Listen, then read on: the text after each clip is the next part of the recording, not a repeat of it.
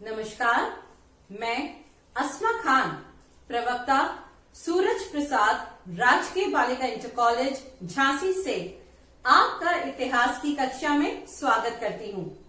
तो बच्चों, आज हम पढ़ेंगे अपने तीसरे अध्याय के दूसरे भाग को।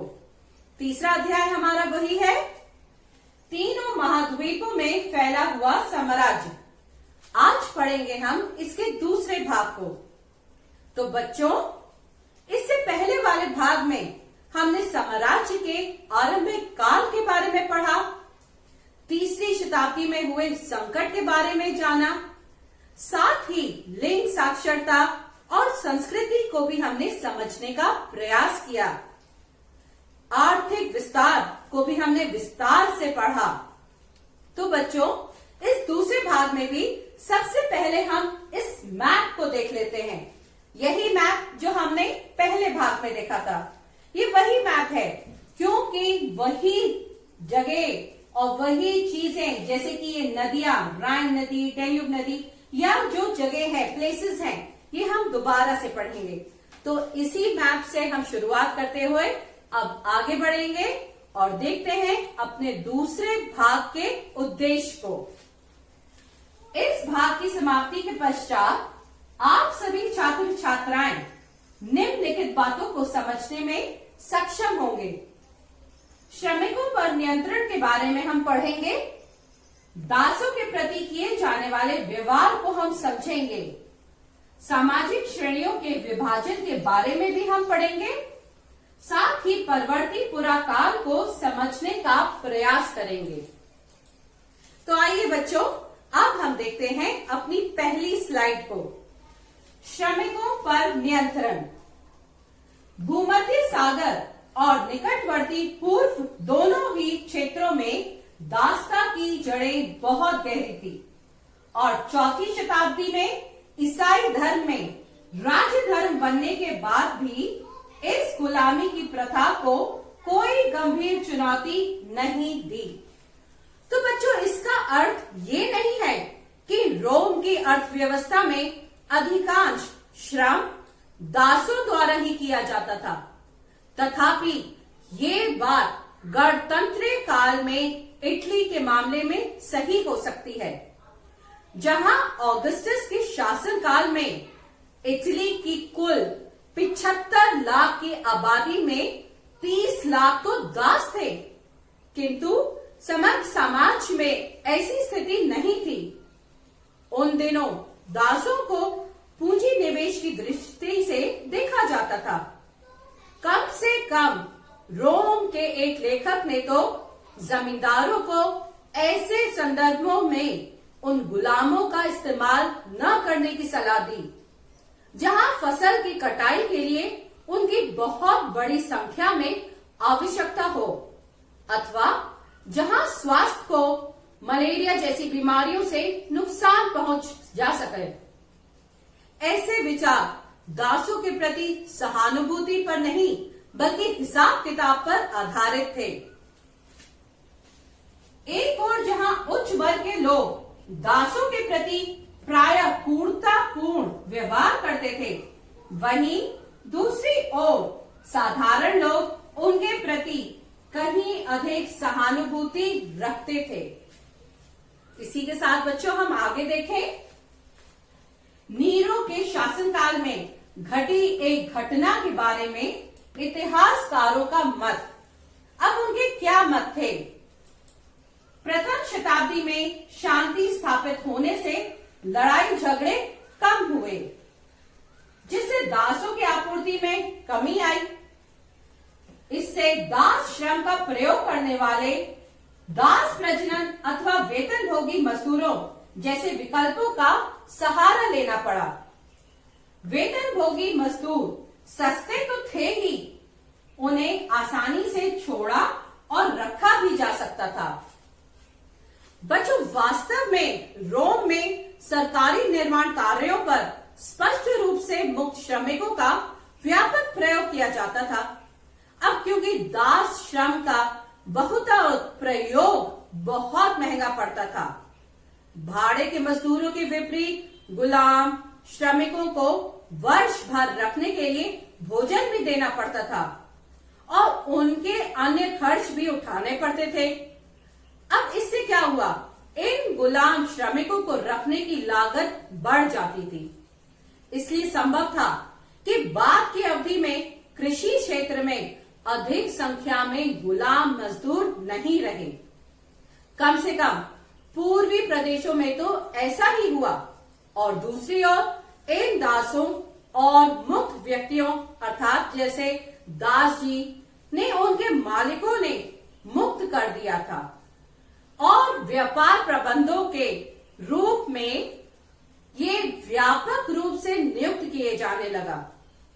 ये स्पष्ट था कि उनकी अधिक संख्या में आवश्यकता नहीं थी।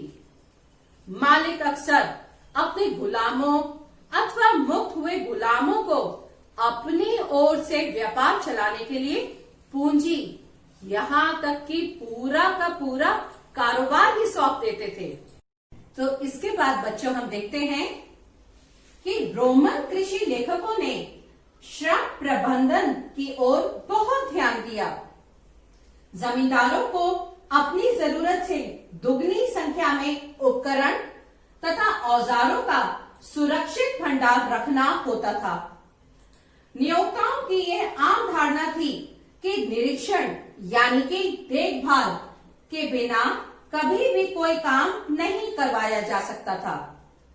निरीक्षण को सरल बनाने के लिए कामगारों को कभी कभी छोटे दलों में विभाजित कर दिया जाता था। तो बच्चों, इससे पता चलता है कि उन दिनों श्रम प्रबंधन पर विस्तार से विचार किया जाता था। इसके एक प्रसिद्ध प्रकृति विज्ञान के लेखक ने दास समूह के प्रयोग की ये कहकर निंदा की कि यह उत्पादन आयोजित करने का सबसे खराब तरीका है। क्यों? क्योंकि इस प्रकार अलग अलग समूह में काम करने वाले दासों को आमतौर पर पैरों में जंजीर डालकर एक साथ रखा जाता था। अगला देखें बच्चों, हम ऐसे तरीके कठोर और क्रूर प्रतीत होते हैं, लेकिन हमें ये याद रखना चाहिए बच्चों कि आज विश्व में अधिकांश फैक्ट्री आश्रम नियंत्रण के कुछ ऐसे ही सिद्धांत लागू करती है। इसी के साथ वास्तव में रोमन साम्राज्य के कुछ औद्योगिक प्रतिष्ठानों ने तो इससे भी अधिक कड़े नियंत्रण लागू कर रखे थे। अब वरिष्ठ प्लिनी ने सिकंदरिया की फ्रैंकिसेंस यानी इसकी सुगंधित रेजिन की फैक्ट्रियों के हालात का वर्णन किया है। कितना ही कड़ा निरीक्षण रखो, पर्याप्त प्रतीत नहीं होता था। कामगारों के एप्रनों पर एक सील लगा दी जाती थी। उन्हें अपने सिर पर एक गहरी जाली वाला मास्क या नेट पहनना पड़ता था और उन्हें फैक्ट्री से बाहर जाने के लिए अपने सभी कपड़े उतारने पड़ते थे।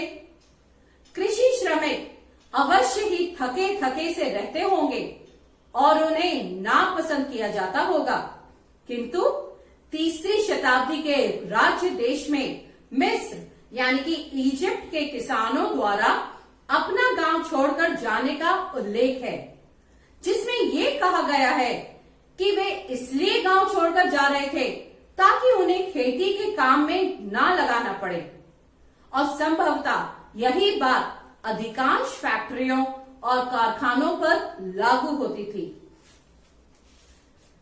दूसरी शताब्दी के प्रारंभिक अवधि के लेखक ने बताया है कि हजारों श्रमिक गुलामी में काम करने के लिए आत्मसमर्पण करते थे, हालांकि वे मुक्त थे।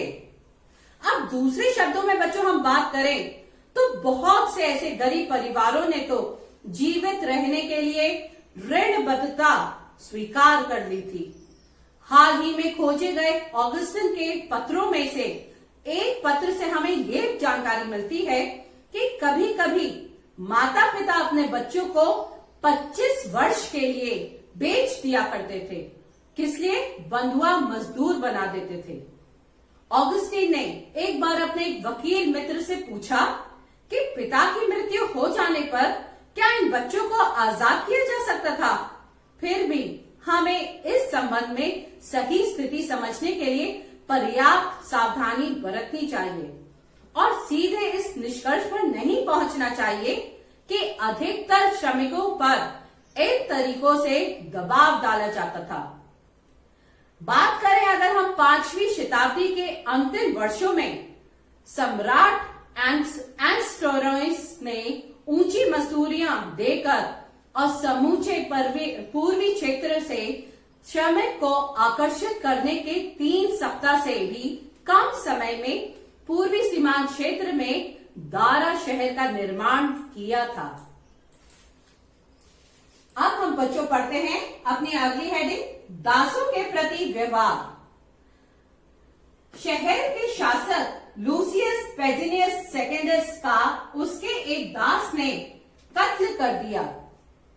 कत्ल के पश्चात पुराने रिवाज के अनुसार यह आवश्यक था कि एक ही छत के नीचे रहने वाले प्रत्येक दास को फांसी दे दी जाए, परंतु निर्दोष लोगों को बचाने के लिए बहुत सी भीड़ इकट्ठा हो गई और दंगे शुरू हो गए। इसी के साथ अब हम आगे देखें बच्चों, सेनेट भवन को घेर लिया गया। हालांकि सेनेट भवन में अत्यधिक कठोरता का विरोध किया जाता रहा था।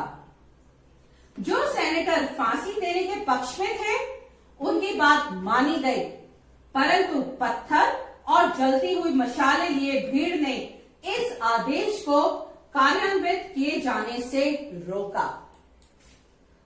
साथ ही बच्चों हम देखें, इसी के बारे में हम बात करें अगर, तो दास प्रजनन गुलामों की संख्या बढ़ाने की एक ऐसी प्रथा थी जिसके अंतर्गत वासियों और उनके साथ मर्दों को अधिक बच्चे पैदा करने के लिए प्रोत्साहित किया जाता था, ताकि उनके बच्चे आगे चलकर क्या दास ही बने। अब हम बच्चों अगला देखें, सामाजिक श्रेणियां। इतिहासकार टेसिटस साम्राज्य के प्रमुख सामाजिक समूहों का वर्णन इस प्रकार करते हैं। कैसे? सेनेटर, पैट्रस, ये शाब्दिक अर्थ पिता है। शाब्दिक अर्थ क्या है इसका? पिता। अश्वरोही यानी कि वर्ग के प्रमुख सदस्य, जनता का सामान्य वर्ग जिनका संबंध महान घरानों से किया जाता था। फूहड़, निम्नतर वर्ग यानी कमीकारू, जो उनके अनुसार सर्कस और थिएटर तमाशा देखने के आदी थे। अब साम्राज्य के परवर्ती काल में, जो 4वीं शताब्दी के प्रारंभिक भाग में कॉन्स्टेंटाइन प्रथम ने के शासन काल से आरंभ हुआ, टेसिटस द्वारा उल्लेखित पहले 2 समूह कौन से? सेनेटर और नाइट। नाइट यानी कि अश्वरोही, जो अभी मैंने आपको बताया, ये एकीकृत होकर एक विस्तृत अभिजात वर्ग बन चुके थे और उनके कुल परिवारों में से कम आधे परिवार अफ्रीकी यानी कि पूर्व में मूल के थे।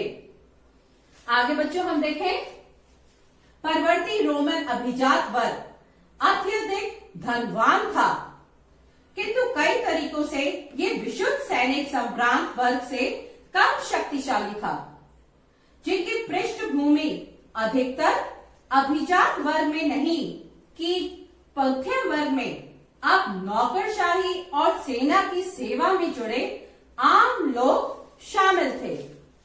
अब बच्चों ये और देखिए कि इसमें अपेक्षाकृत अधिक समृद्ध सौदागर और किसान भी शामिल थे।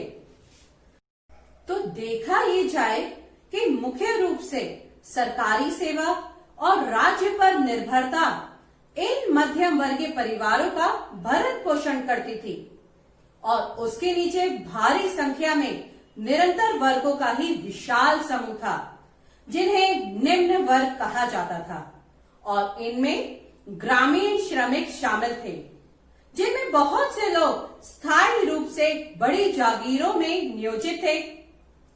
5वीं सदी के प्रारंभिक काल में इतिहासकार ओलंपियाडस ने, जो एक राजदूत थे, लिखा है कि रोम नगर में रहने वाले कुलीन परिवारों को उनकी संपदा से वार्षिक आय 4000 के बराबर होती थी। इसमें भी ऊपर शामिल नहीं थे, जिसका उपभोग सीधे कर लेते थे वे। इसी के साथ रोम साम्राज्य के परवर्ती काल में वहां की नौकरशाही के उच्च तथा मध्य वर्ग के अपेक्षाकृत बहुत धनी थे, क्योंकि उन्हें अपना वेतन सोने के रूप में मिलता था और वह अपनी आमदनी का बहुत बड़ा हिस्सा जमीन जैसे परिसंपत्तियों को खरीदने में लगाते थे। साम्राज्य में भ्रष्टाचार बहुत फैला हुआ था, विशेष रूप से न्याय प्रणाली और सैनिक आपूर्तियों के प्रशासन में कुछ अधिकारी और गवर्नर लूट खसोट और लालच के लिए कुख्यात हो गए थे। तो बच्चों, इस संबंध में हमें ये पता चलता है कि सरकार द्वारा अनेक कानून बनाए गए, साथ ही बुद्धिजीवियों ने ऐसे भ्रष्ट कारनामों की खुलकर निंदा की और आलोचना भी की। रोमन राज्य तानाशाही पर आधारित था। वहां सहमति या आलोचना को भी कभी कभार ही बर्दाश्त किया जाता था।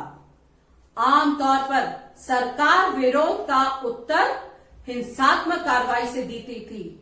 तथापि चौथी शताब्दी तक आते आते रोमन कानून की एक प्रबल परंपरा को अथवा हो चुका था और उसने सर्वाधिक भयंकर सम्राटों पर भी अंकुश लगाने का काम किया था। इसके बाद बच्चों, हम अपने अगली हेडिंग देखें, परवर्ती पुरा काल। इस अवधि में लोगों के धार्मिक जीवन में अनेक महत्वपूर्ण परिवर्तन हुए, जिनमें से एक था सम्राट कॉन्स्टेंटाइन द्वारा ईसाई धर्म को राजधानी बना लेने का निर्णय।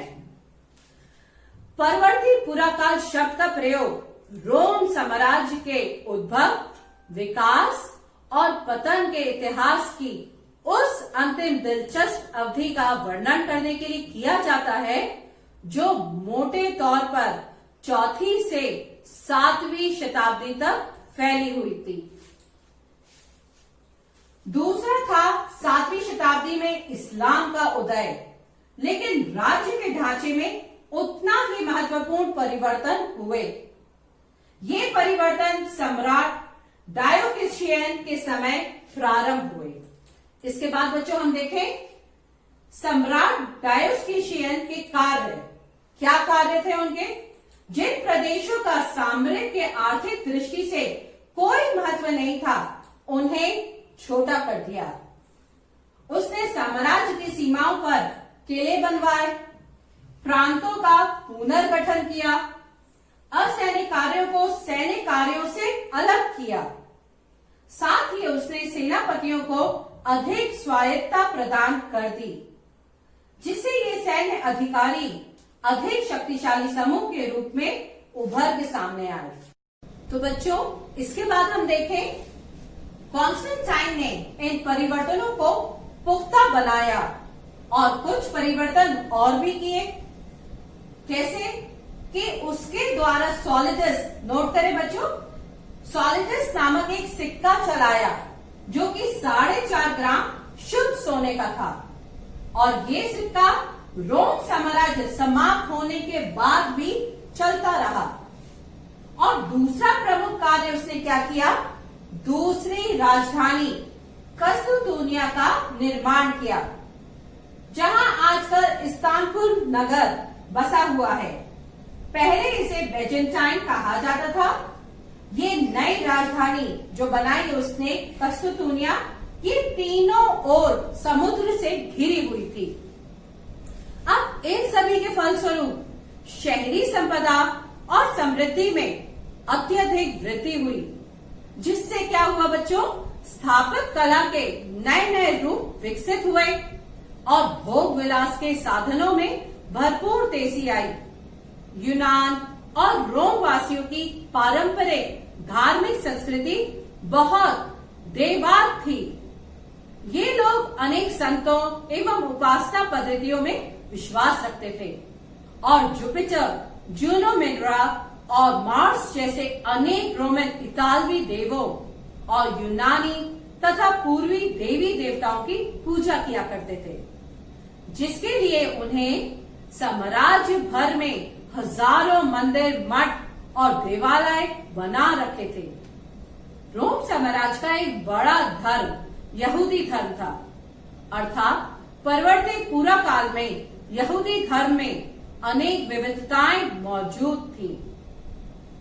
बच्चों, 7वीं शताब्दी के प्रारंभिक दशकों तक ये आते आते रोम और ईरान के बीच लड़ाई फिर छिड़ गई और सचानी शासकों ने, मिश्रित है ये सब, सभी विशाल पूर्वी प्रांतों में बड़े पैमाने पर आक्रमण किए, जिसमें भाई जेंटियम ने 620 के दशक में इन प्रांतों पर भी फिर से अपना कब्जा कर लिया। लेकिन उसके कुछ वर्ष बाद ही उसे दक्षिण पूर्व की ओर से एक बहुत जोरदार अंतिम धक्का लगा। जैसे वैसे नहीं कर सकता, अब प्रदेश से शुरू होने वाले इस्लाम का विस्तार, इस्लाम के विस्तार को प्राचीन विश्व इतिहास में सबसे बड़ी राजनीतिक क्रांति कहा जाता है। तो बच्चों, इसके साथ अब हम अपने इस अध्याय के दूसरे भाग की समाप्ति पर आ गए हैं। तो बच्चों, हम संक्षेप में देख लें कि हमने इसमें क्या पढ़ा। अध्याय के इस भाग में हमने बच्चों श्रमिकों पर नियंत्रण के बारे में पढ़ा, दासों के प्रति किए जाने वाले व्यवहार को भी हमने समझा, सामाजिक श्रेणियों के विभाजन के बारे में हमने पढ़ा, परवर्ती पूरा काल को समझने का हमने प्रयास किया। बच्चों, तो जैसा कि मैंने आपको बताया है कि आने वाले समय में आप बोर्ड एग्जाम में बैठने वाले हैं, आपको जानना होगा कि एग्जाम का पैटर्न कैसा है, कैसे प्रश्न आते हैं और उसका उत्तर भी आपको किस दिशा में लिखना है। तो उसका एक एग्जाम्पल मैं लाई हूं। यदि प्रश्न आता है, आपको क्या लगता है कि रोमन सरकार ने चांदी में मुद्रा को ढालना क्यों बंद किया होगा और वह सिक्कों के उत्पादन के लिए कौन सी धातु का उपयोग करने लगे? तो इस प्रश्न का उत्तर किस तरह से लिखेंगे आप, ये समझिए। प्रारंभ में रोम साम्राज्य में चांदी की मुद्रा का प्रचलन था। दिनारियस रोम का एक प्रसिद्ध सिक्का था। सिक्कों को ढालने के लिए चांदी स्पेन की खानों से आती थी, लेकिन रोमन सरकार ने चांदी में मुद्रा को ढालना बंद कर दिया, क्योंकि परवर्ती साम्राज्य में स्पेन को खानों से चांदी मिलनी बंद हो गई थी। सरकार के पास चांदी की मुद्रा के प्रचलन के लिए पर्याप्त चांदी नहीं रह गई और सम्राट कॉन्स्टेंटाइन ने सोने पर आधारित नई मौद्रिक प्रणाली स्थापित की। यहां तक कि सम्राट कॉन्स्टेंटाइन ने सॉलिडस नामक एक शुद्ध सिक्के का चलन चलाया, जो कि वजन में 4.5 ग्राम था। परवर्ती पुरा काल में स्वर्ण मुद्राएं ही व्यापक रूप में प्रचलित थीं। इसका कारण यह था कि अनेक देशों के व्यापारियों को स्वर्ण मुद्रा से भुगतान किया जा सके और वह मना ना कर सके। इसके अतिरिक्त रोमन साम्राज्य में सोने की कमी नहीं थी। साम्राज्य को अकेले हेराल्ड के राज्य से ही प्रति वर्ष 1,25,000 किलोग्राम सोना प्राप्त होता था।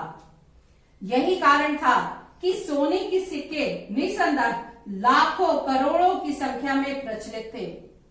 यहां तक कि रोम साम्राज्य के अंत होने के पश्चात भी इन सिक्कों का प्रभाव कायम रहा और मुद्राओं का प्रचलन रहा। तो बच्चों, इसी के साथ अब हमें क्या करना है, हमें अपने इस भाग के निष्कर्ष को भी हमें जानना है। तो क्या निष्कर्ष निकाला? अध्याय के इस भाग से यह निष्कर्ष निकलता है कि किस तरह पूर्ववर्ती और परवर्ती साम्राज्य में परिवर्तन हुए। समकालीन लोगों की सामाजिक जीवन किस तरह की थी और किस तरह नवीन राजनीतिक दृष्टिकोण से सामाजिक क्षेत्र में परिवर्तन दृष्टिगोचर होते हैं। साथ ही श्रमिकों के नियंत्रण व दासों की स्थिति को भी बाद के काल में किस तरह नवीन दिशा प्रदान हुई। तो बच्चों, हमने इसके निष्कर्ष को भी समझ लिया। अब हमें कुछ होमवर्क भी करना है बच्चों, घर में बैठ के। आपने पूरे अध्याय को पढ़ लिया है, भाग 1 भाग 2 को आप पढ़ चुके हैं। अब आपको उसके इंपॉर्टेंट नोट्स बनाने और साथ में ये क्वेश्चन जो मैं लेके आई हूं ये आपको करने हैं। पहले प्रश्न का उत्तर तो मैंने आपको बता दिया है, अब आप दूसरा प्रश्न और करिएगा। यदि आप रोम साम्राज्य में रहे होते तो कहाँ रहना पसंद करते हैं, नगरों में या ग्रामीण क्षेत्रों में? कारण बताइए। तो ये प्रश्न भी आपको घर में लिखना है। तो बच्चों, इसके साथ साथ अब आगे आने वाले अध्याय में हम क्या पढ़ेंगे, थोड़ा सा आप रीडिंग करके आइएगा। मैं बता दूं आपको क्या पढ़ना है। हम पढ़ेंगे अरब में इस्लाम का उदय, धर्मनिष्ठा समुदाय और राजनीति के बारे में हम पढ़ेंगे। साथ ही खलीफाओं के शासन विस्तार, गृह युद्ध और संप्रदाय निर्माण एवं उमैयद और राजतंत्र का केंद्रीकरण हम पढ़ेंगे। साथ ही अब्बासी क्रांति, खिलाफत का विघटन और सल्तनत का उदय, इन सभी के बारे में हम विस्तृत रूप में पढ़ेंगे बच्चों। तो मैं आशा करती हूँ बच्चों आपको ये दोनों भाग तीसरे अध्याय के अच्छे से समझ में आ गए होंगे और आप इसका रिवीजन करिए घर पर रहिए और स्वस्थ रहिए। Thank you.